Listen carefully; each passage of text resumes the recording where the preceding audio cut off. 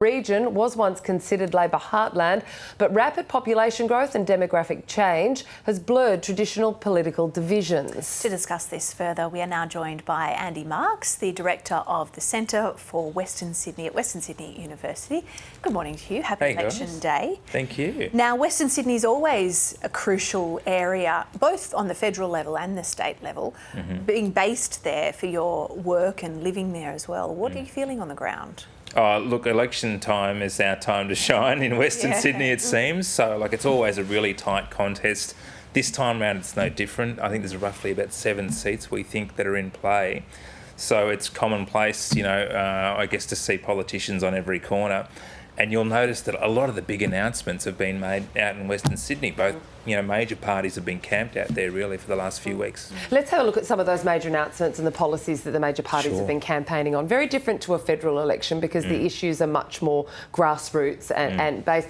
How would you characterise the performance of both Chris Minns and Dominic Perrottet, the policies and what's resonating in those key areas that are going to determine the outcome? Yeah, sure. Look, both of them are kind of... pieces broken out, I guess. So they're not adopting the normal kind of combative style of politics. And campaigns is when you see that really kick off. These guys have openly admitted that they like one another. I think... Kind of refreshing. That's kind of good. In politics, when we are used to people kind of taking chunks out of one another, that's been the real difference of this campaign. Most of the major policies around toll relief, around cost of living, they match each other in terms of the funding level. The way they direct the funds are a little bit different, but it's very hard to tell them apart on major positions, and both of them are untested. Perrottet's never been in opposition, Minns has never been in government. Is that part of the reason why this election is so close? It's such a tight race. I think so, and I think, polling sort of has taken a battering as well since the Morrison victory, against the odds. It's very difficult to gauge whether or not the polling's accurate. And also, this is different because it's a bit of a street-by-street contest. It's neighbourhood issues that are kind of bubbling up as opposed to the big-ticket stuff. You mentioned those polls there. We saw a poll out this morning that does put Labor ahead. What do you make of those? Can you read much into that? I think we'll definitely see a surge, I think, to Labor. But the trick for Labor is, even if they get a big surge, for example, in the primary vote overall, it's particular seats they've got to pick up. And they've got to win Western Sydney. They've got to pick up, at least, 4 or 5 seats, I think, to be a real chance. They could do that based on some of the margins, but, the polling, again, is pointing to a minority for either victor, and I think that's going to be the case. So I think whoever wins is going to have to negotiate.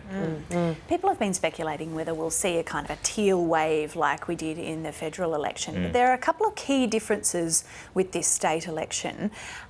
One main one being that this Liberal Party is a bit more progressive than perhaps the federal Liberal Party.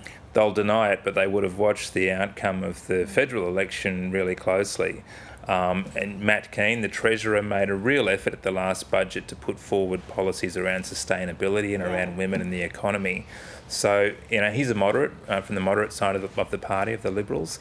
And he's been, in many respects, Perrottet's kind of best asset in that defence against the Teals. Preference flows are a bit different at the state level as well. So that's interesting, isn't it? Because it's optional preferential voting, isn't it? Which means that perhaps we won't see that landslide that we saw in the federal. I don't think so. And no, there isn't that sense of kind of agitation in the electorate, I think, that independents kind of rely on. So we don't kind of have that. I think they'll make a strong showing, but I don't see them sort of tipping the balance.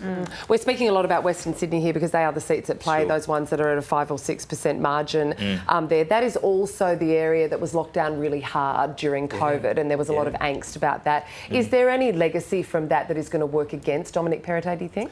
Look, there could be, and it could make all the difference in those really tight contests in places like East Hills, which are highly marginal. Those guys were subject to some pretty severe lockdowns, and they probably looked across, to areas like Bondi where they weren't so harsh in terms of the restrictions. The real test will be, as I said, how both parties respond at the neighbourhood level. People spend a lot of time at home during this term, and it's the things that happen in their neighbourhood next door, around the corner, that actually matter most to them. And the bills you're getting in the mail. And the bills you get in the mail. Yeah, well, that's the other big thing, cost of living. But interestingly, on COVID, given how much it dominated this last term of government, it's barely rated a mention. in the state election campaign, similar to the federal election campaign. I think people, both in the political sphere but also perhaps people more broadly, want to forget about that time. I think you're right. I think there is a kind of collective amnesia in the electorate as well about that. People do want to move on. But, there are elements that are very difficult for them to forget, around healthcare, etc., inequities in those areas. So just before we let you go, Andy, who do you think will see take the mantle? And will we know tonight? Will it be hung or not? Look, it could be a long wait. We might not get the result that we want tonight, and apparently the Electoral Commission is not counting on a Sunday, so we're all going to be left hanging. Oh, you need a day off every now and then. You got to have a day off during an election. Yeah. So look, too close to call. Polling says Labor minority, but polling. Yeah, that's it. Okay. Yeah. Andy Marks, great to speak with you. Thanks for guys. coming in and joining us. Anytime. Good on you. Enjoy voting. Will do. Now, some popular